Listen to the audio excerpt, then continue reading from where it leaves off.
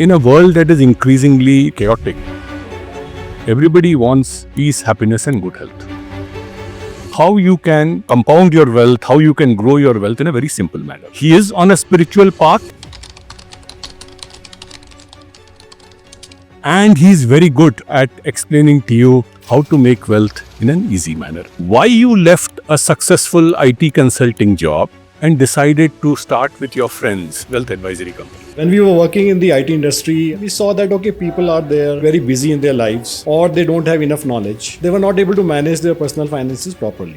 What advice would you give to youngsters on what a lot of us missed out over the last 25 years? Be disciplined and start early. Do your duties and then fruits will follow. There are two mool mantras for wealth creation. One is compounding and the second mool mantra is diversification. See, when you are young, you are focused on building wealth. A PPF and an LIC gives you about 7.5% per year. So what are the fundamental 2-3 golden rules that you really have to integrate within you in the world of investing? What percentage of Indians are investing in mutual fund equity? In India, it's less than 10% even now.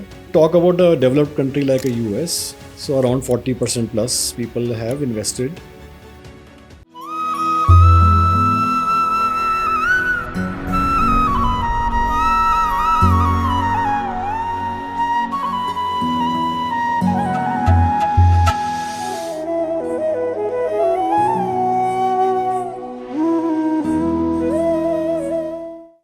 An interesting conversation lined up with Deepak. See, in a world that is increasingly chaotic, there are probably two things on which mankind is united.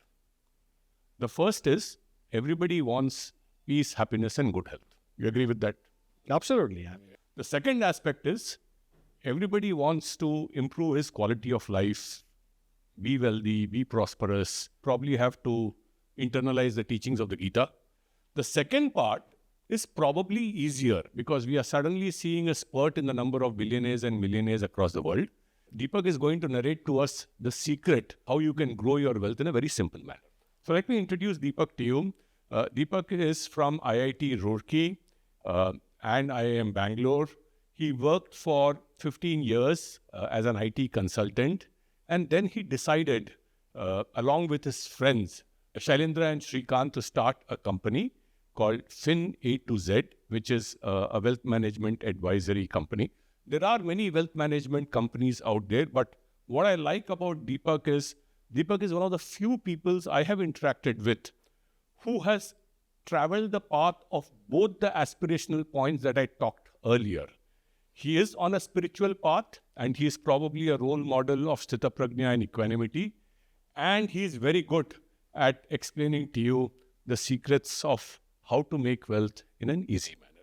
The reason why we started in the first place was that we saw that people are very busy in their lives, or they don't have enough knowledge, and they were not able to manage their personal finances properly. So you realize that there's a lot of mis-selling that was happening and still happens, unfortunately.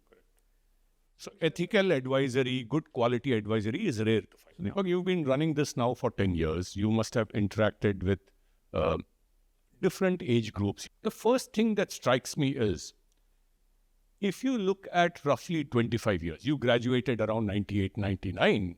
I came back from the US to India around 2000, 2001. So if we take a 25-year perspective, which is a significant amount of time. Sure. In 2000, India was about a $450, $460 billion economy. It was not even a $1 trillion economy. Sure. Today, we are knocking at 4.5. Sure. So it's a rough 10x growth that has happened in the course of the last 25 years. So, yeah. Take any asset class. Stock markets have given you a return of about 15% every year. Real estate has boomed. Gold has boomed. So you really did not need to be an intellectual to make money. Anybody who, the Midas touch, the economy and the wave created the Midas touch. Now let's step back. If you meet a young couple who are starting their career the way we were in 2000, and the next 25 years are looking equally good or even better, because the projections are this 4.5 trillion could become a 20, 25, 30 trillion economy. If we continue our current rate of growth of 6, 7, 8%, there is tremendous opportunity that we see. What advice would you give to youngsters who are starting their career so that they don't miss out on what a lot of us missed out over the last 25 years? See, so there are a lot of things that you have asked, but the main thing that I would probably tell a young couple is to be disciplined and start early. So as simple as that. But the problem is that people don't do that. It's difficult to follow that advice. And that's where that discipline and probably Gita comes in a way to teach us that, okay, you do your things properly, you do your duties, and then fruits will follow. So my advice to a young couple would be follow the simple steps and focus more on compounding. So what are the fundamental 2-3 golden rules that you really have to integrate within you in the world of investing? Right. Or in other words, let's say, what are the mool mantras? What is the secret? What is the mool mantra? So I would say there are 2 mool mantras for wealth creation. One is compounding, which is 8th wonder of the world is what Einstein said. And the second mool mantra is diversification. So let me first talk about the first mool mantra, which is compounding. So let me explain with a simple example. Let's say someone is starting today, young couple, maybe in their late 20s or so, and they have around 30 years of working life ahead of them. Yeah. If you look at today's kind of lifestyle and today's income, you will see that they can easily invest, let's say, 10 lakh per annum. Easily. Yeah. Both of them are working, let's say. And they can probably increase their investments by 10% year on year. Yeah. Let's take this calculation. Yes. So if they do that for 10 years, start today, then they will, any guess how much they will be able to generate? So 10 lakhs a year, 10 years, 1 crore. If you are investing it wisely in some good mutual funds, you probably will make 2.5 crores. Yeah. So it comes to around 3.2 CR, assuming around 40, which is what the index has given in the last 15, 20 years. Maybe slightly more index has given, but let's take 14%. Whether it happens or not, we don't know, but we are just assuming that. Now let's say they continue for 10 more years. Oh. So the 3.2 is a base, and on top of that, they continue that 10 lakh with a 10% increase. Phenomenal. How much approximately? Maybe 10, 12 crores. Maybe. 10, 12. So it comes to around 20 CR. Wow. So just 20 years. So you see, for first 10 years, 10 lakh with a 10% increase can potentially yield around 3 CR or so. And the next 10 years can further compound it to 20 CR. Now, the last 10 years. The last 10 years, 100 crores. It's unimaginable. Absolutely, I mean, you are back on. Somewhere in that range. Oh. It is around 100 CR. So when you talk about compounding, I also want to bring out a mistake I did. Okay. When I was probably a youngster like this. Yeah. So in 2000, our parents told us, invest in a PPF. Right. And invest in an LIC. Because in those days, you really did not have so much of knowledge. So everybody opened a PPF. A PPF and an LIC gives you about 6.5%, 7.5% per year. Sure. So over 25 years, my PPF, my wife's PPF and the LIC have each generated for me 1 crore each. Now, if I had done that same investment, like you were saying, on a Sensex or a Nifty or a mid-cap fund, so somewhere I think there is a learning over here that, but tell me, why is it that still, in spite of knowing this, 80% of the people still invest in fixed deposits, still invest in PPF. While it is growing, not much have moved into the outside the cities. So I think it takes time because, as you rightly said, things are improving and they are improving quite a lot.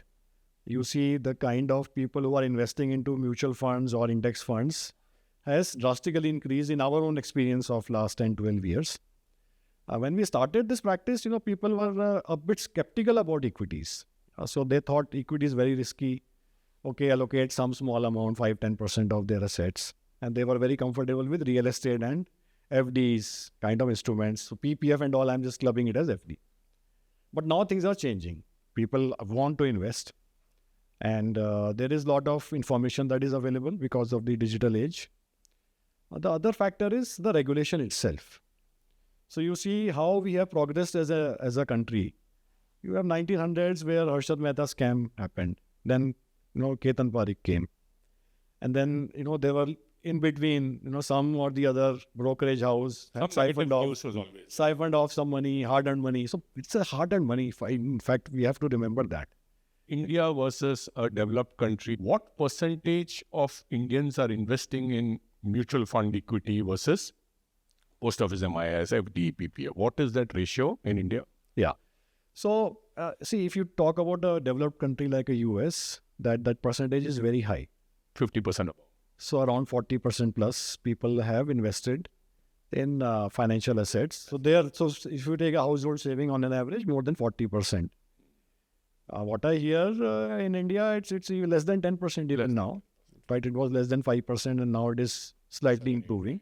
Still a long way to go, but at the same time, you also see a lot of opportunity because when the financialization will improve, you will see the markets continue to rally. You touched upon asset allocation, so we'll get a little more deeper into that part over here. Sure. Today, even for somebody my age who reads a lot, it is very confusing. The market, there are some 20 different mutual fund schemes. There is index, passive, active. It's just confusing when you look at the number of, there's a momentum fund, there's a, it's not just the categories. There's a sector fund, there is flexi cap fund, there is arbitrage fund. It's just a maze out there. Forget the funds. Something called REIT has come, where you can invest as in real estate. Something called AIF has come, alternate investment fund. Last week I read something called SIF has come, SIF has come. Sure. PMS was there. There was always market debentures were there. Common man, who's struggling to move from an FD and an RD and an LIC to a mutual fund, if somebody hits them, do you really need to confuse? Are people getting confused with these things, or are these mechanisms by which a wealth management company can make money and be more profitable? Yeah, so it is a bit confusing. I do agree. So my advice to people would be to keep it simple. And if you really ask me what is the correct asset allocation that people should follow, first of all, it depends on the age and their risk profile and what financial situation they are in. But by and large, let's say a young couple who is having a fair degree of information and knowledge, they can slightly go higher on equities. And let's not worry so much about so much market cap, large cap, mid cap, small cap, flexi cap, this and that. They can just look at, I would advise a mix of passive and active, because there are some disadvantages of passive that we can talk in case time permits. But it is a good idea to have some index funds and some active funds in your portfolio. Have a mix, tilt your allocation towards large cap, flexi cap kind of funds, which are more stable companies. Have 3, 4, 5 funds. Don't create a museum. So create, allocation. When I looked at it, everything is giving you returns. A good fund, 15 to 20, 21% is the range. Roughly you're seeing. Absolutely. Everybody. So don't be greedy. Have a good asset allocation. Tilt it towards large cap. Have allocations towards global, which was not available. More options are coming through vehicles like Gift City, etc. And then have allocation even to real estate, even to fixed deposit kind of instruments. REIT you can consider as a real estate instrument, whether you want to invest into a physical real estate or you take an exposure through a REIT or through an AIF. Depends on, how you want to structure and what is the kind of corpus also that you are trying to structure. So then it becomes... Give me a quick, for the benefit of our viewers, the last 25 years, sure, between equity, gold and real estate, right, which are kind of the three main areas. What has been the returns one has seen? Yeah, so we just did this, incidentally, we did this math recently because there's a lot of interest about gold and silver. Suddenly just shot up and people wanted to invest. And like always, we see that when the asset class has rallied and gone up quite a bit, people want to invest more. You're late in the game. So late in the game, and we want to then stop them that, okay, this is probably not the right time. Or at the same time, we can talk about asset allocation, as I said. So we did this math and then we saw that from 2008, if someone invested 10,000, let's say every month in a Nifty 500 kind of an index, he would have made around 88, 90 lakhs.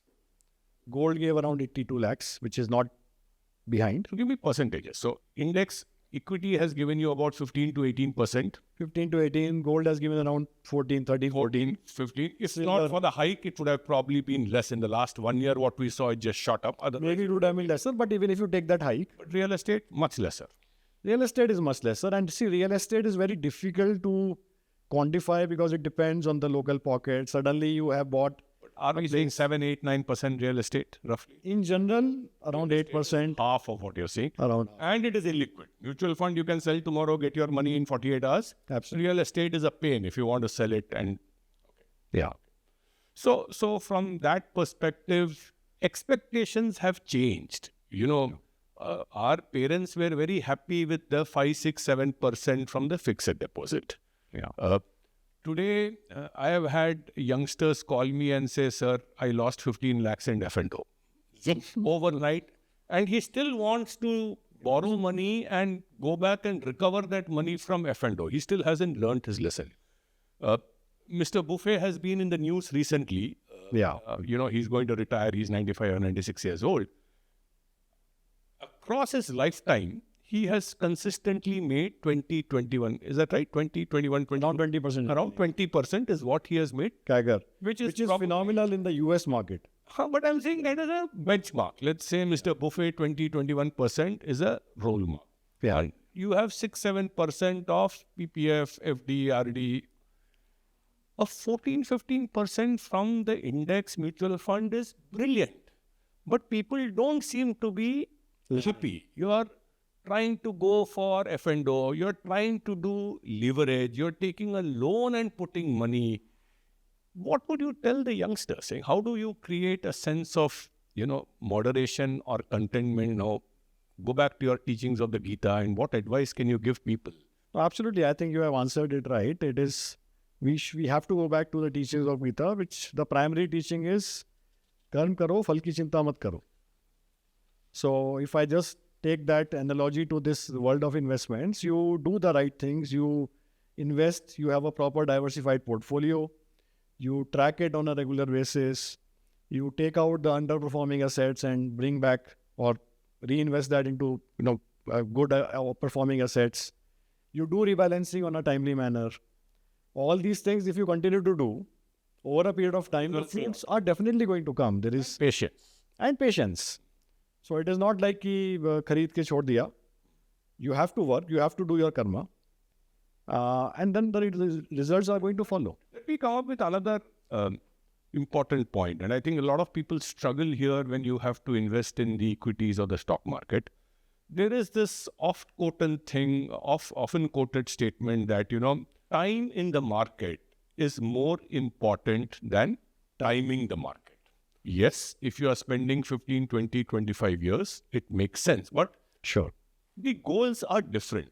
Somebody at 20, that couple whom you define, they have a 30-year window and they are just stashing it away. Yeah. But somebody who's retiring at 45, 50, he wants regular income, or he has a child's expense, college expense, or every 3, 4, 5 years, he has a capital expense that is coming up.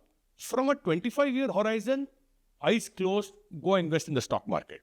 But from a 5-year horizon, if one had invested his corpus, suppose you retired 1 month before the Lehman Brothers crisis, and you took your entire retirement corpus and put it, the money was down for the next 5 years.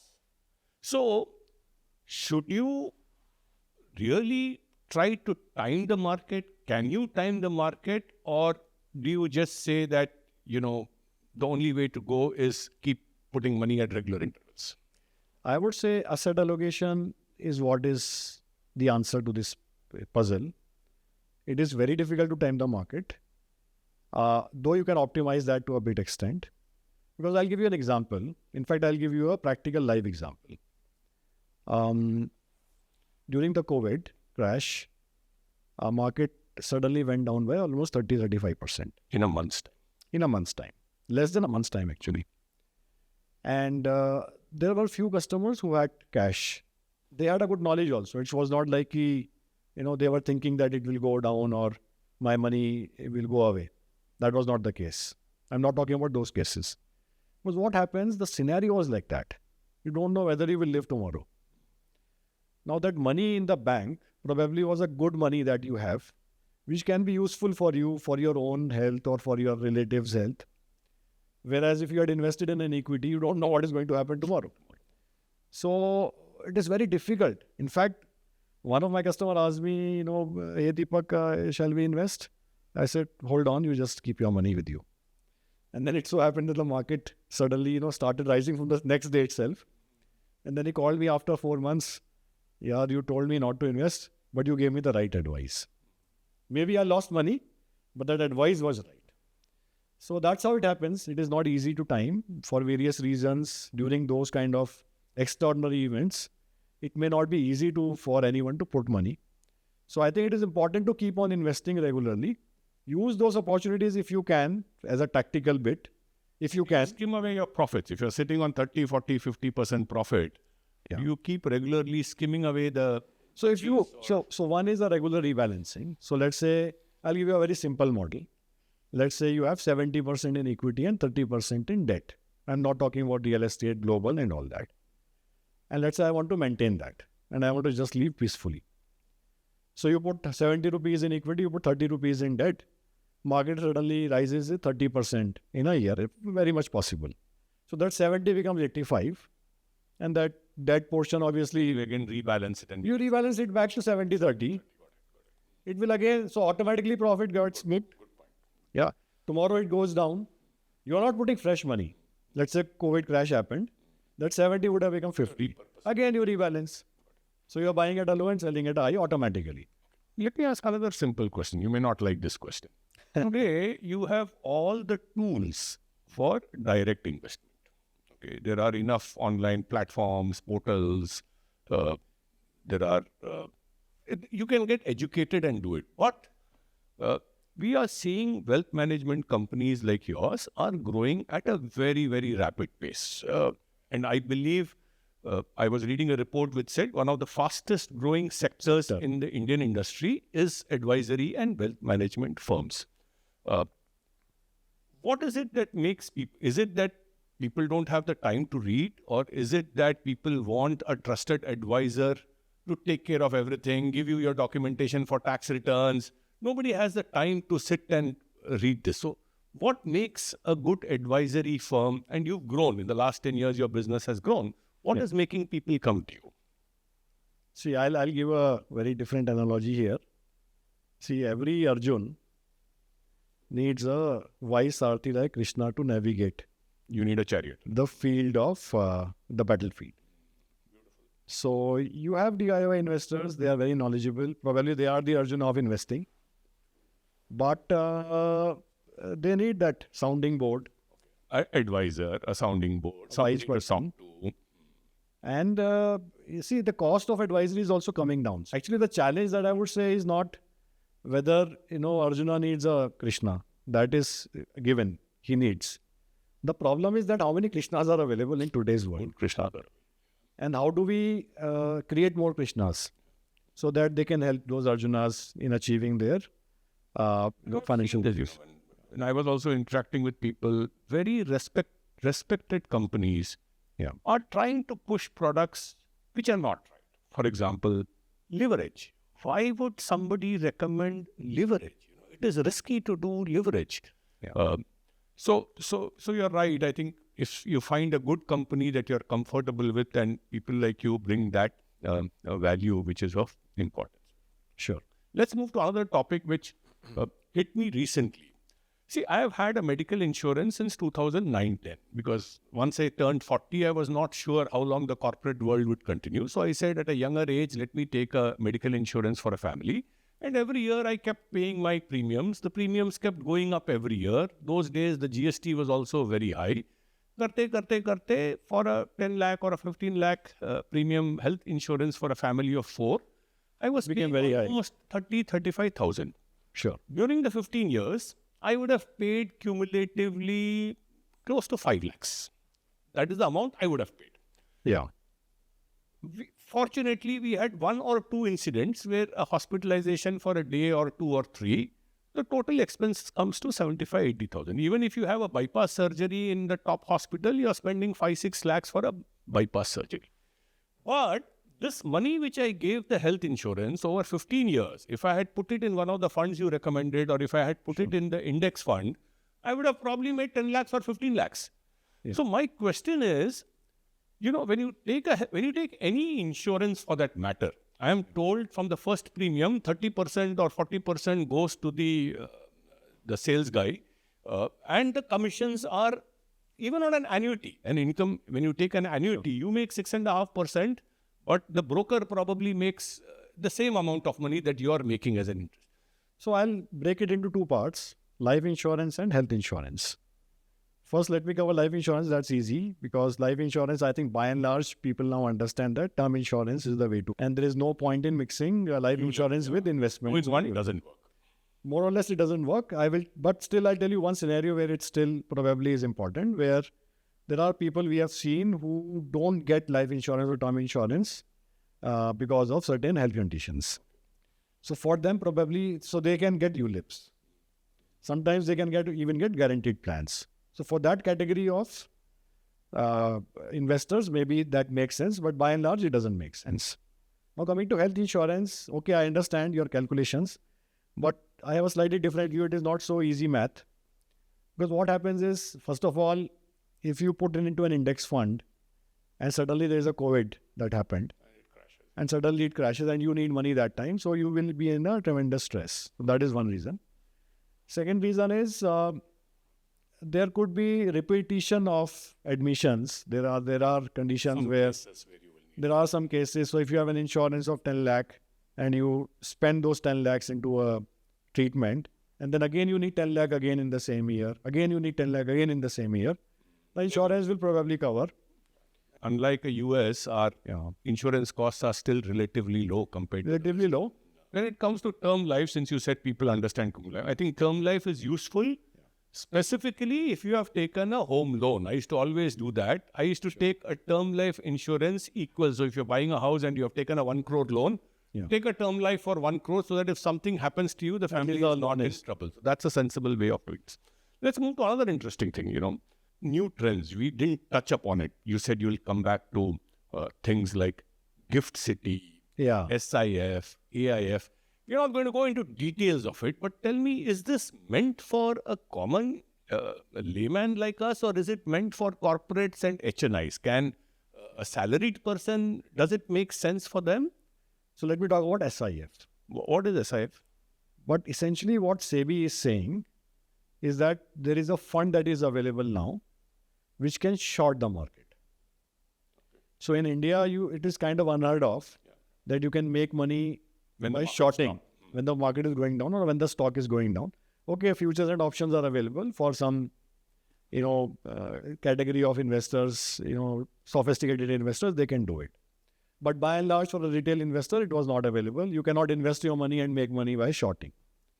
So this is the first time it is happening. Here, the SIF is a minimum ticket size of 10 lakh, which is not very high.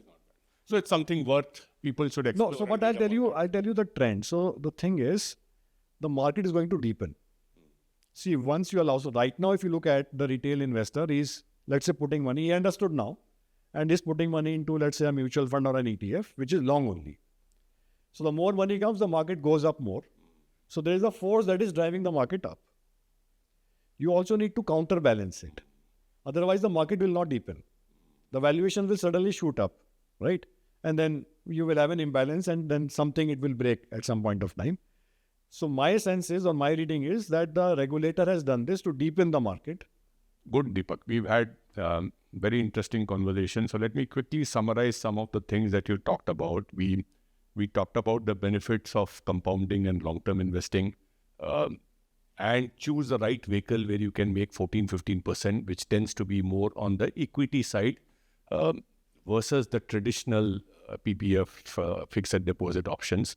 You talked about the importance of asset allocation, saying always maintain a balance because you never know when the gold and the silver is going to take off.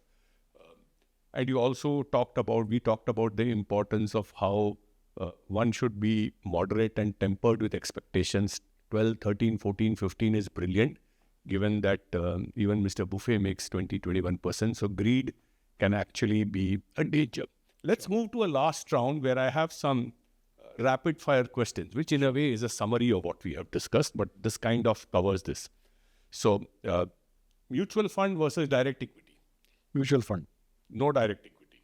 No direct. Too risky. Okay. Real estate versus gold versus equity. I would say all of them Asset allocation. in a proper allocation. Okay. Index versus multiple funds. I would have a mix of both. So I call it passive plus active.